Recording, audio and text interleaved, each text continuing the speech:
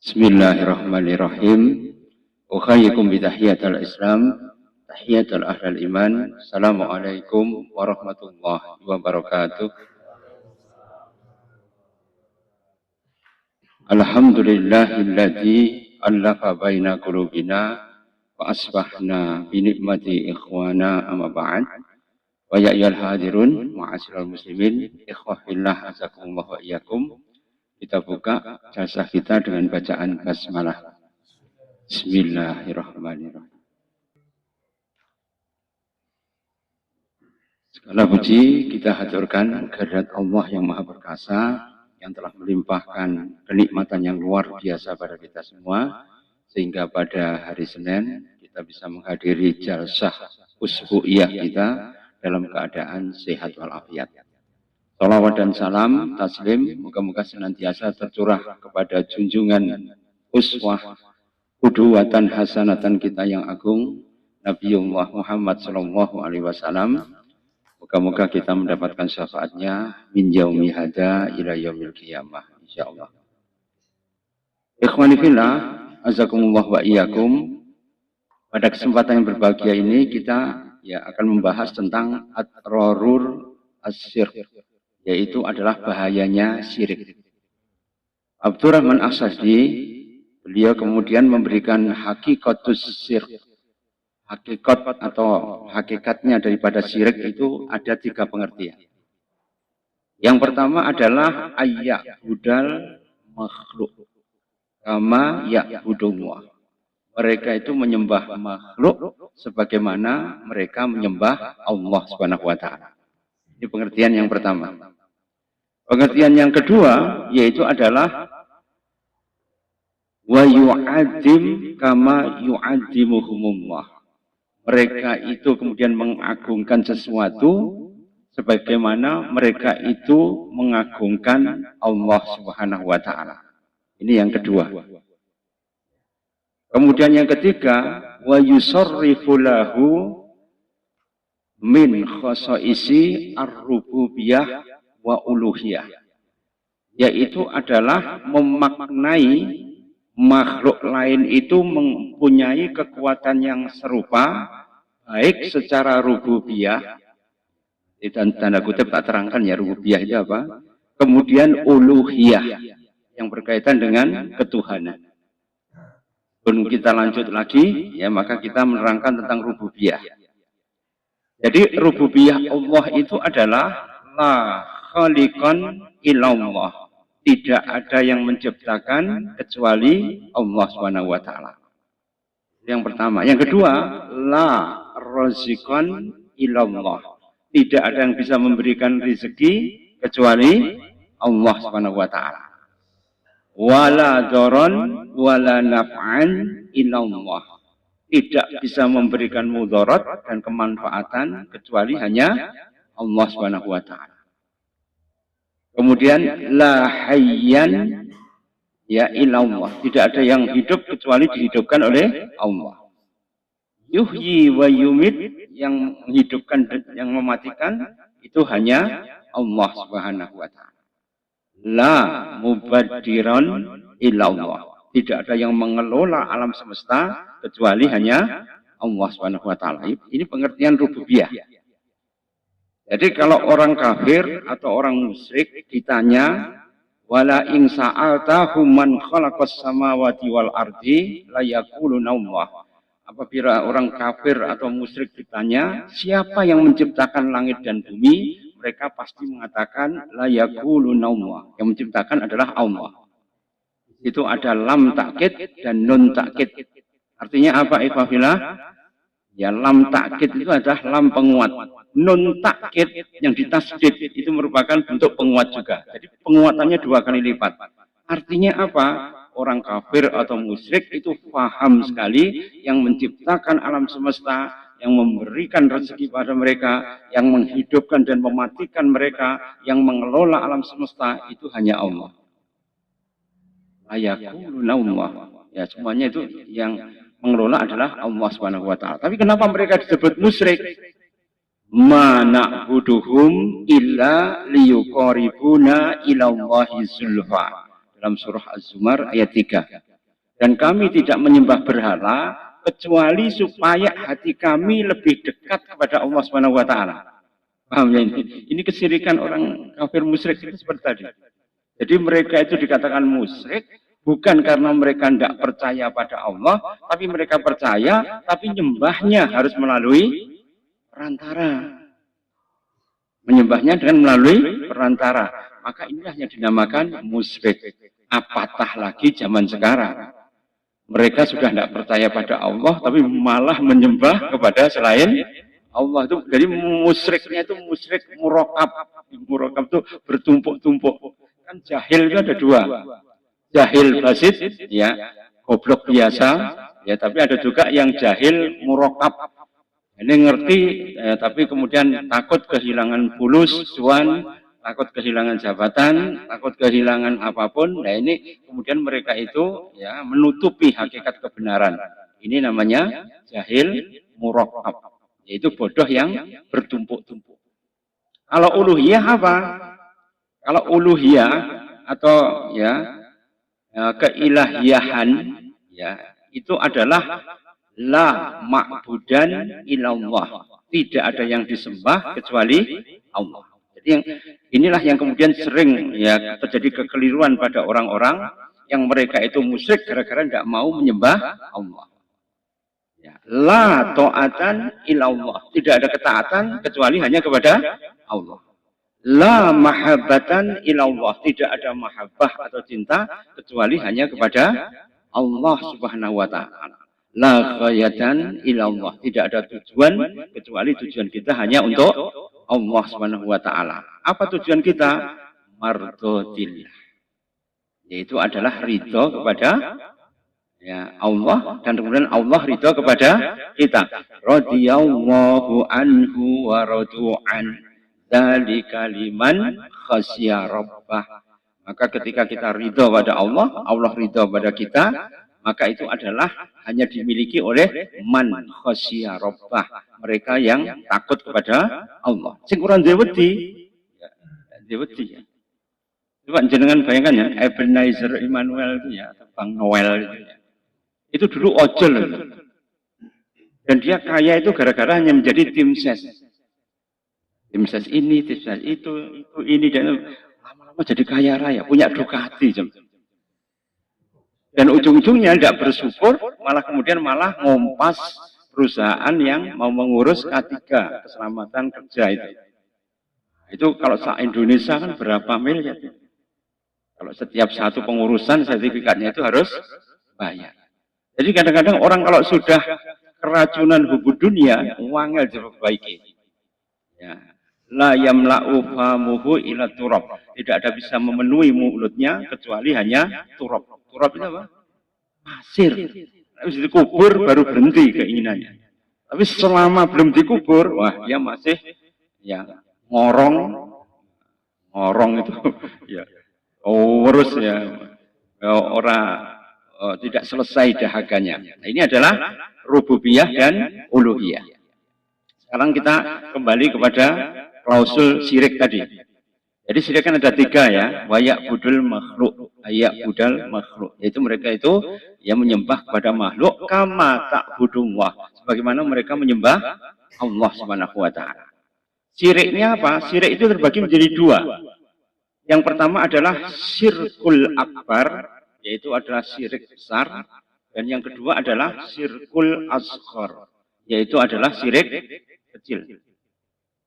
Kalau syirik akbar itu yang pertama adalah syirku ad-du'a, yaitu syirik di dalam berdoa kepada Allah Subhanahu wa taala. Doa kepada siapa? Ad-du'a'u 'alal amwat. Kita kemudian minta sesuatu kepada orang mati, itu tidak boleh. Idza matabna bani adama in qata'a amaluhu ila bisalasin. Sodakotin jariyatin, au ilmin yang tanfa'u bih, au waladin salihin yada'ulah. Jadi ketika idza matabna bani adama, ketika bani Adam itu mati, in qata'a amaluhu, ya, in kita, ya, terpotong semua amalannya. Kecuali tiga, yaitu sodakoh jariah, ilmu yang bermanfaat, dan anak yang soleh yang mendoakan kepada kedua orang tuanya. Itu tetap mengalir terus. ya ila yaumil qiyamah sak duriyai. Bayangkan kalau kita punya duriyah baik itu kan iso ndonga ya. Antum tahu ya pemimpin Lebanon itu siapa? Amin Gemayel itu ya. Itu dari keluarga Syihab.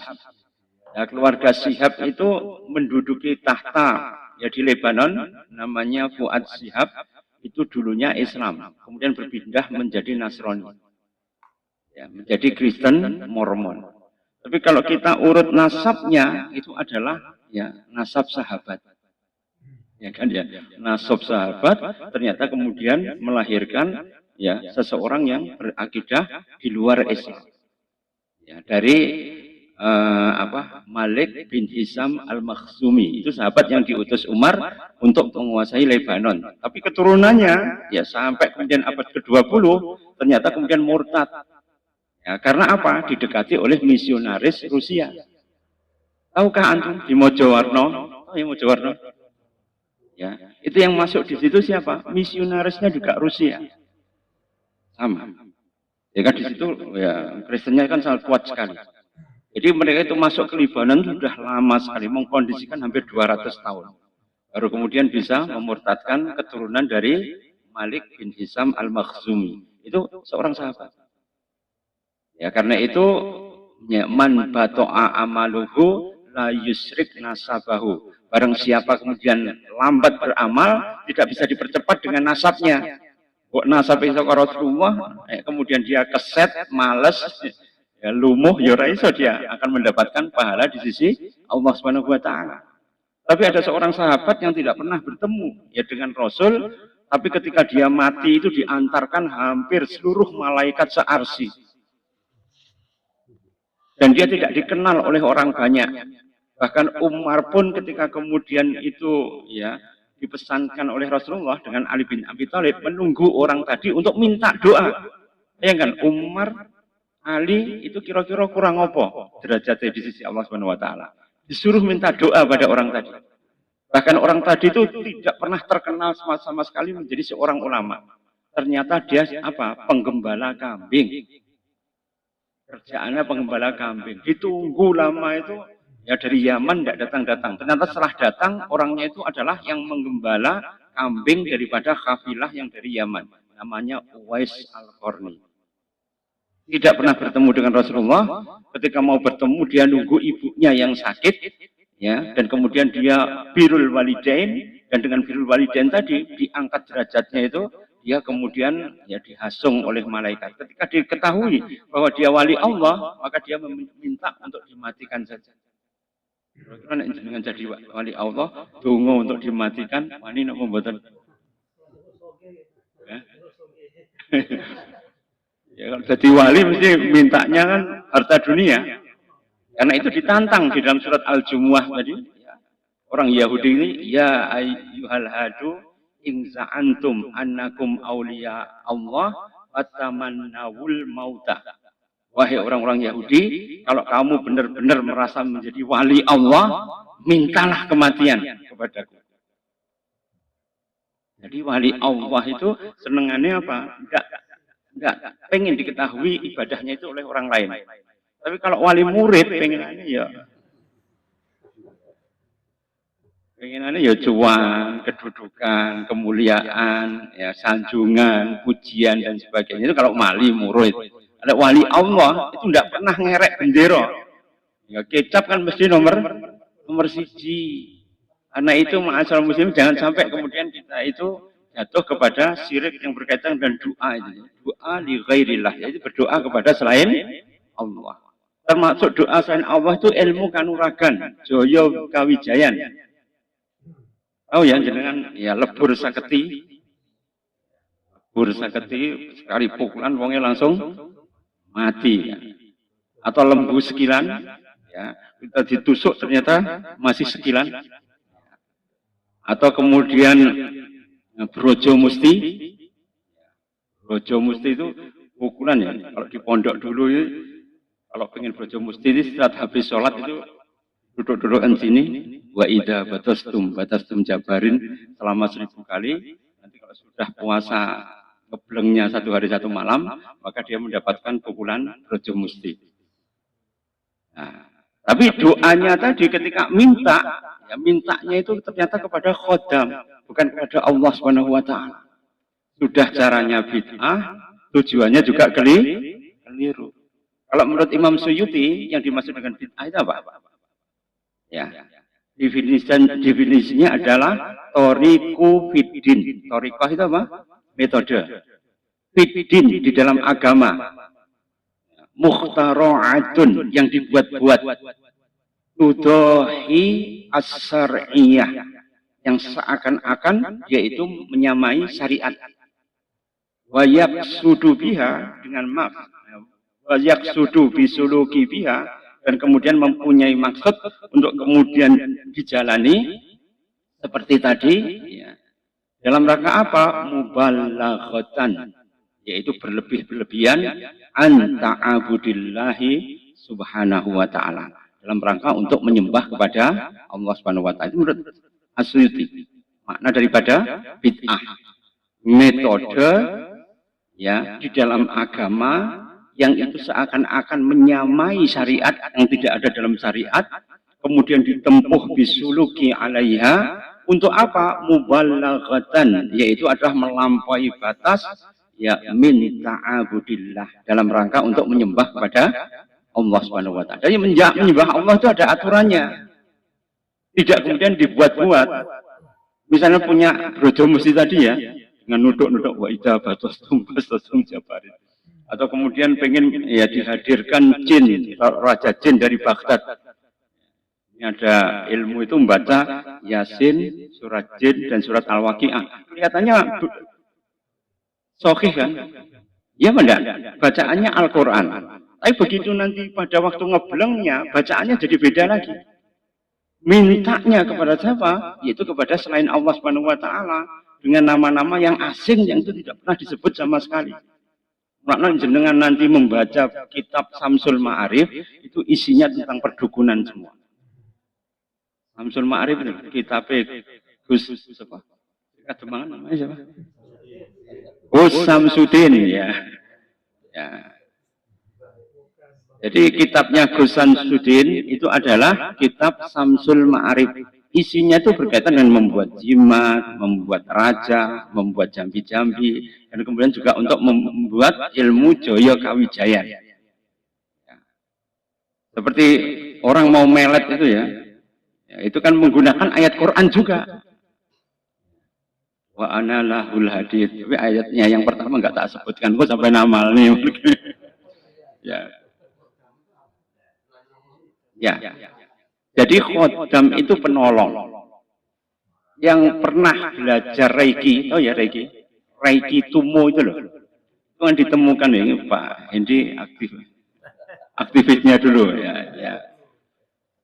Jadi Reiki Tumo itu punya yang namanya Ascendant Master. Kita keren ya, Ascendant, ya namanya gitu kan. Jadi Ascendant Master itu sesuatu yang diminta untuk mendapatkan kekuatan. Nah, kalau kemudian yang diciptakan oleh orang Jepang tadi, Reiki-nya itu berasal dari ya, gunung Fujiyama, di mana dia kemudian bertapa, akhirnya kemudian dia mendapatkan kekuatan Tumo. Tumo itu ketuhanan. Tapi nanti kalau yang Buddha, itu kekuatannya siapa? Ya, kekuatannya dari ya, Buddha. Ya. Tapi ada juga orang yang kemanjingan Buddha, namanya avatar. Atau orang kemanjingan dewa atau dewi dari apa itu? Dari Hindu misalnya. Maka itu namanya avatar. Kalau kemudian dia ngambilnya itu dari Tibet, ya Ascendant Masternya namanya Sambala. Kalau di sini menjadi Sambalado. Itu guyon ya. Kalau yang di Himalaya itu namanya Sambala. Ya, namanya Ascendant Master. Nah, Ascendant Master yang dimintai kekuatan, entah itu kemudian entah itu Sambala, entah itu kemudian kekuatan Buddha, entah itu kekuatan ya dewi-dewi atau dewa-dewa yang lain, itu namanya khodam. Dan khodam itu sebenarnya yang bermain di situ, yang menampakkan di situ, itu bukan ya dari malaikat, tapi itu adalah golongan jin. Karena malaikat itu tidak akan tunduk pada manusia. Dia tunduknya hanya kepada Allah Subhanahu wa taala. Di majalah Cosmo itu malah memperjualbelikan malaikat. Oh ya, majalah Cosmo dulu ya. Ya. Apa ya? Ya, di Shopee juga ada. Jadi maharnya berapa, penting transfer, ya nanti jinnya itu akan diantarkan ya lewat Grab ya atau Shopee. Itu sampai seperti itu, ma'asyiral muslimin. Jadi kesirikan itu sudah modern sekali sehingga akhirnya orang itu ya wa idasta'anta fasta'in billah. Kalau jenengan minta ya mintalah pada Allah Subhanahu wa taala. Ada lagi supaya bisa menghilang. Ini biasanya orang itu mencari mayat yang matinya itu adalah anggoro kasih atau sukro manis. Anggoro kasih itu apa? Seloso kliwon. Sukro itu Jumat, manis itu Legi. Jadi Jumat, Legi. Jadi kalau ada mayat mati pada Jumat Legi atau Selasa Kliwon, maka diduduk begitu, kemudian talinya itu dibawa. Maka dia akan mempunyai kekuatan bisa menghilang setelah dia merapalkan mantra yang diajarkan oleh gurunya. Nah, mantranya ini memanggil khodamnya. Nah, khodamnya itu pasti apa? Jin. Kalau jin berkaitan dengan kesaktian, maka dia biasanya meminta dari Raja Jin Bani Toluh. Orang Jawa nggak bisa ngomong Toluh, akhirnya menjadi Teluh. Seperti misalnya minta Brojo Musti, minta kemudian apa itu Lembu Saketi atau Gumbolo Geni. Gumbolo Geni bisa mengeluarkan api itu. Ya, atau Gelap Sayuto, Gelap Ngampar. Kalau ngomong tuh orang langsung semaput. Ini semuanya dengan menggunakan khodam tadi. Karena itu kalau antum sering baca Quran, itu tidak mandi tuh. Saya waktu SMA itu pernah gelut ya dengan orang yang punya ilmu itu. Ketika kemudian teman saya jatuh ya karena dia pakai SH kan belah ayam cemani ya, podo sirike. Podo sirike berarti ya jenis yang lebih kuat berarti kan mesti lebih menang. Waktu itu saya kemudian sudah paham balik yang menggunakan ilmu gitu. Akhirnya saya cuma baca sholawat saja. Ya, sholawat Jibril, Allahumma sholli ala Muhammad. Allahumma sholli ala Muhammad. Kan sederhana kan? Ya. Kemudian dia sudah pasang kuda-kuda sini, langsung nak jotos perak, ambruk. Ya. Tanpa perlawanan, tanpa kemudian ilmunya itu tidak keluar. Karena apa? Ya. Man yada'u min dunillahi la yanfa'ukum wa la yadurrukum. Jadi kalau orang itu meminta pada selain Allah, la yang fa'ukum, itu tidak akan memberikan manfaat. Wala yadurukum, dan tidak akan bisa memberikan madzarat. Karena itu kenapa Sa'ad bin Abil Waqqas ketika masuk di Cina, Xianjing, itu Kaisar Tang Tua, yang dia itu sudah memerintah lama, pendekarnya sudah berjaga di perbatasan, langsung takluk tanpa perang. Langsung meminta membayar jizyah. Ya, wahai Panglima Islam, kau minta apa? Minta jizyah. Kalau jizyah berarti aku ya, berikan perlindungan pada kamu atas musuh. Ya, jizyah sebesar berapa? Ya sebesar operasional kami selama di ya Xianjing ini. Loh, ternyata murah sekali. Akhirnya Raja Tang lebih memilih membayar jizyah daripada berperang. Karena dia dibisiki oleh para ahli nujumnya, ini gak iso dikalahkan dengan menggunakan ilmu klenik ini. Karena di Cina kan ilmunya itu menyembah bintang kan. Jadi dulu itu zaman Nabi Ibrahim, bangsa Kaldan itu mengajarkan ilmu itu kemudian menyembah kepada rasi bintang. Dan bintang yang disembah itu adalah Sab'atun Najm, yaitu 7 bintang. Nah, 7 bintang itu oleh bangsa Kaldan kemudian disembah. Dan ketika kemudian terjadi eksodus massal, terutama ketika ya, salah satu daripada keluarga Fir'aun itu ada yang kemudian terusir, maka dia mendirikan dinasti Wu, itu berada yang ada di Cina. Nah, ilmu itu dibawa, menyembah kepada bintang 7. Tapi sekarang bintang 7 berubah menjadi puyer bintang 7. Obat mumet. Dulu itu ya merupakan bintang yang wajib disembah ya oleh orang-orang bangsa Kaldan, kemudian berpindah di Cina. Ya itu biasanya menggunakan kalau orang Tao itu menggunakan dengan Jing dan Yang itu. Tapi kalau orang Konfusius itu ya kleniknya itu berkaitan dengan menggunakan kebajikan, tapi diselipi dengan berbagai macam klenik untuk memanggil berbagai hal yang mistis. Nah ini Akifila, kemudian kembali ya beberapa orang itu membawa ajaran itu di Nusantara, masuk ke pondok pesantren, maka ilmu itu berubah menjadi ya ilmu Jal-Jalut. Jal-Jalut itu nyantet dengan menggunakan rasi bintang. Paham ini ya? Menyembahnya dengan bintang, jambinya dengan menggunakan ya penyebutan nama 7 bintang tadi, kemudian isti'anahnya, mintanya itu kepada bintang tadi. Jatuhlah kepada sirkud doa, yaitu sirik berkaitan dengan atau kemudian pengen dapat ilmu menghilang, aji panglimunan. Itu kalau orang Jawa itu biasanya berdoa dulu di perempatan, kemudian dia menjajakan sate gagak. Tapi aja diteroknya gitu ya. Setelah kemudian dia ya membuat sate gagak, maka pada tengah malam dia kemudian matak ajiku matak aji panglimunan ya, dan meminta pada mbah ini dan sebagainya. Maka tengah malam itu datang Druwo. Dan Druwonya nanti akan membeli satenya tadi. Ya, ketika dikasih sate gagak, ya kemudian Sindro itu geminjalan, kesenangan. Sampai kemudian dia tertidur. Kalau tertidur disuruh untuk mencabut bulunya satu. Nah, bulunya dijadikan jimat untuk menghilang. Bayangkan ini ya cara isti'anahnya itu dengan sangat syirik sekali. Tapi orang ya kalau sudah istilahnya hatinya itu sudah pendek, ya, pengennya mencari sesuatu yang shortcut ya atau jalan pintas, maka dia bisa menghalalkan segala cara. Jadi Aki bilang, sekarang itu fenomena seperti itu muncul lagi. Sehingga mereka itu pengen ngedap-ngedapi yang berkaitan dengan orang-orang itu supaya kemudian takut, akhirnya apa? Mereka mencuri berita langit. Walam wa anna lamasna samaa fawajadnaha muli ang kharosang suruh harosang haroba. Dan ketika kemudian mereka itu menembus kepada pintu langit, mereka mempunyai maqaid tempat duduk dan mereka mencuri-curi berita langit. Ketika kemudian mereka mencuri muliat harosang, ya maka mereka itu akan mendapatkan ya, muliat itu penuh. Harosang itu dari kata haris. Haris itu namanya penjaga. Pak Haris itu namanya penjaga. Harisuddin itu berarti penjaga agama. Jadi ketika kemudian ya harosang, ya, kemudian terjadi penjaga yang sangat rapat sekali.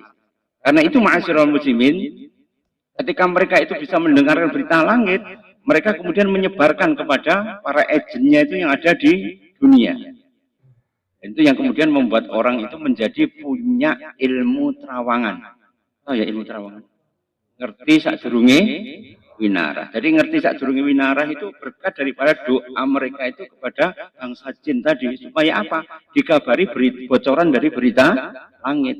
Tapi Aisyah dikatakan dari Kanjeng Nabi Muhammad SAW, tahukah Aisyah sesungguhnya berita mereka itu satu benar, tapi 99 itu adalah kebohongan.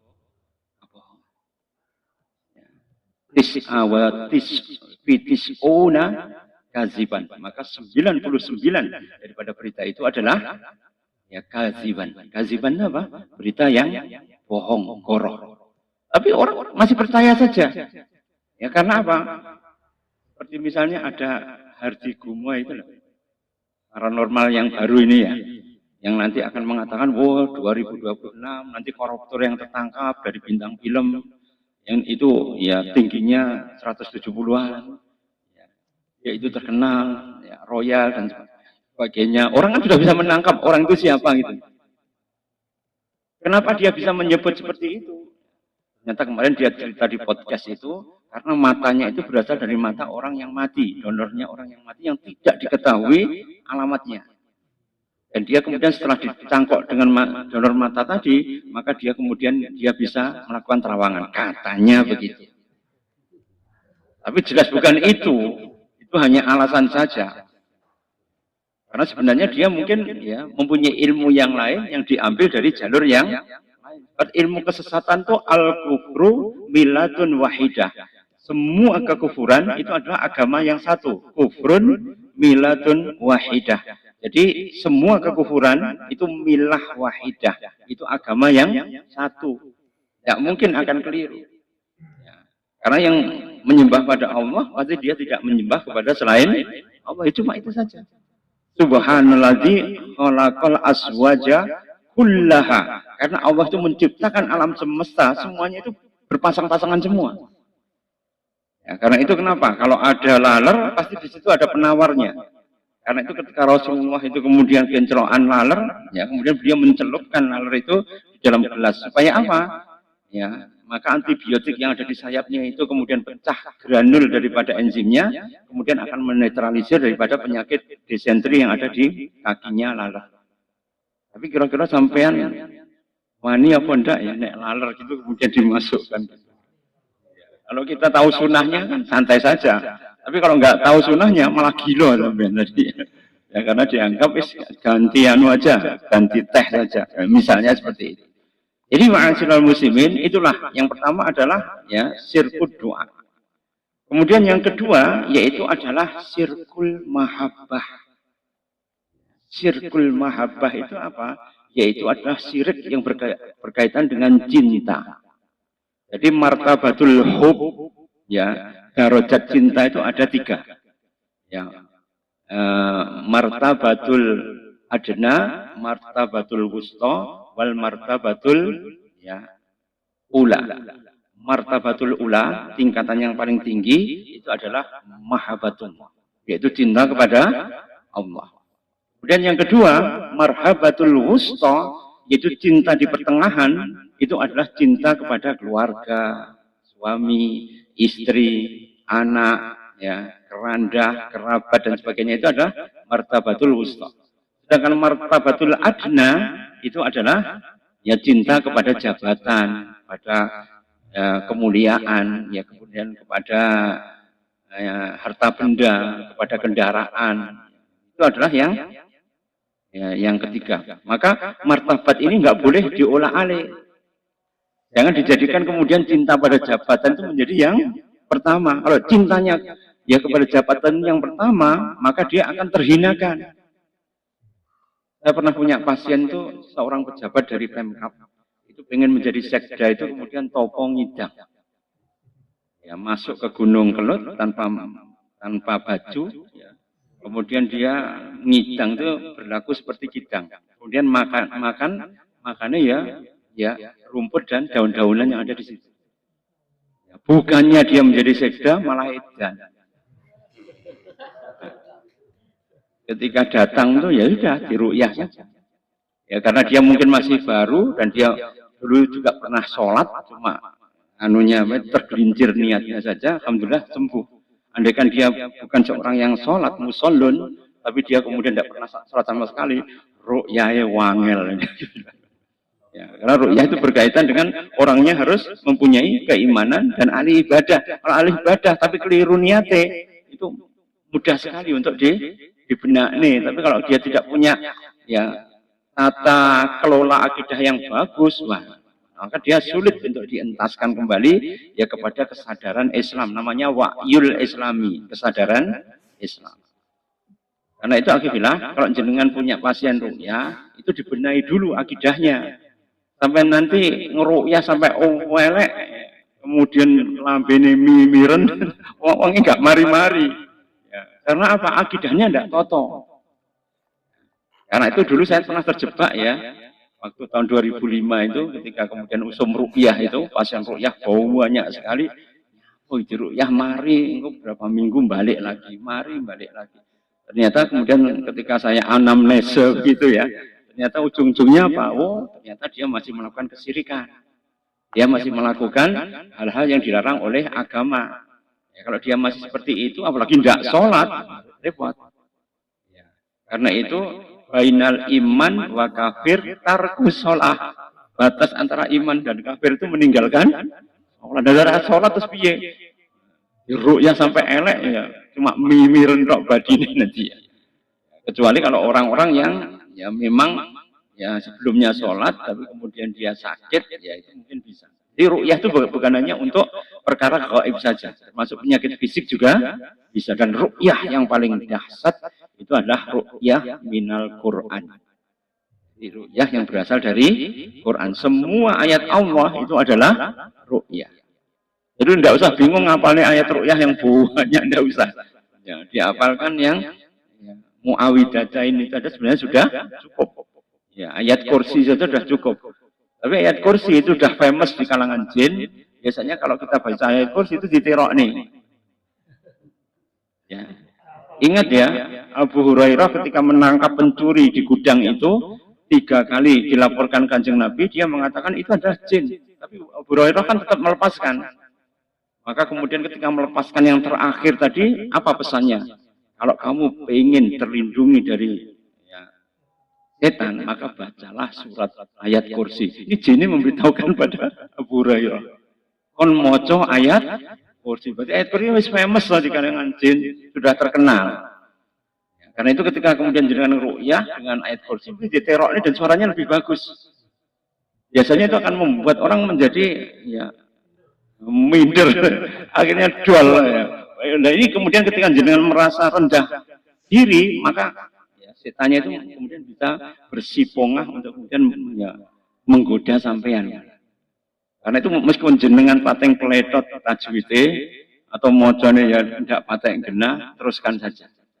Karena yang berasal dari sesuatu yang ikhlas, ya itu bisa takhallusu minas sayatin. Jadi yang menghancurkan setan bukan karena bacaannya tadi, yang menghancurkan setan itu adalah keikhlasan.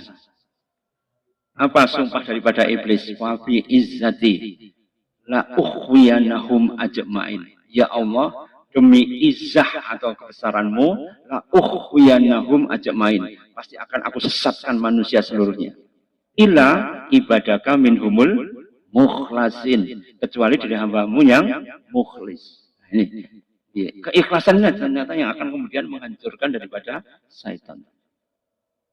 Allah demikian, ikhwani fillah, jazakumullahu wa iyyakum.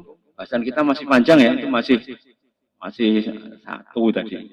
Kan wa ya'budul makhluk kama ya'budullah. Nanti wa yu'adzim sayyan kama tu'adzimullah. Mereka itu mengagungkan sesuatu seperti mengagungkan Allah Subhanahu wa taala. Kemudian mereka itu memalingkan makna sehingga akhirnya mereka itu mempercayai entitas atau kekuatan selain Allah Subhanahu wa taala. Lebih rumit lagi nanti pembahasannya.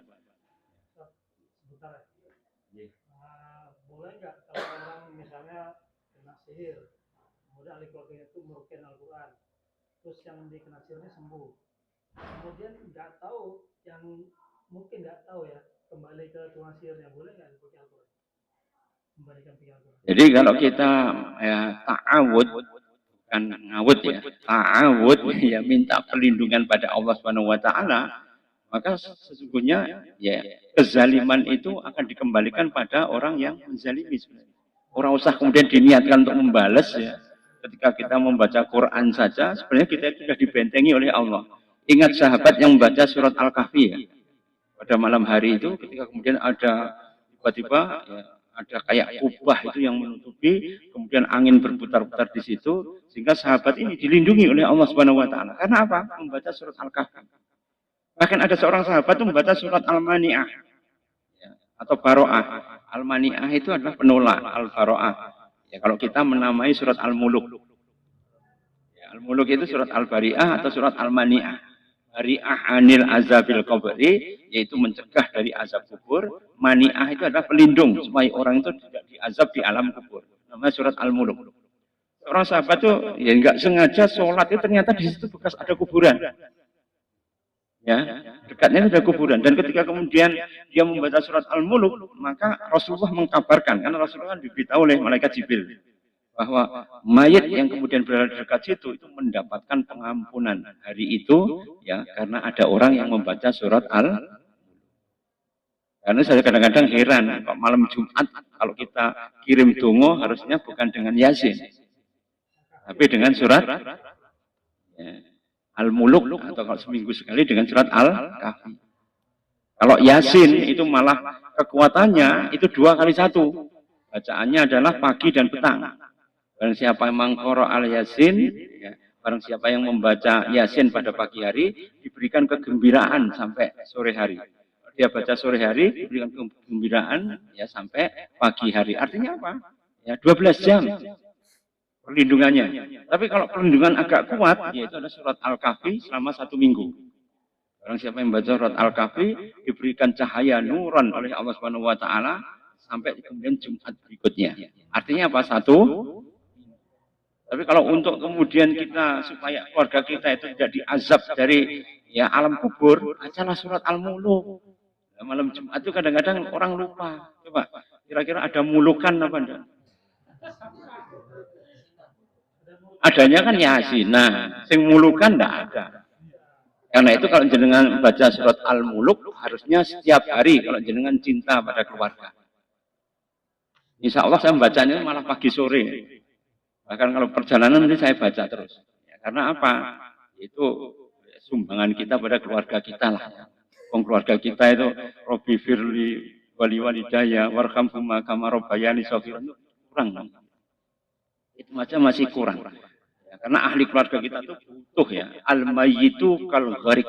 Ya, orang dalam kubur itu seperti orang yang mati, timbul tenggelam.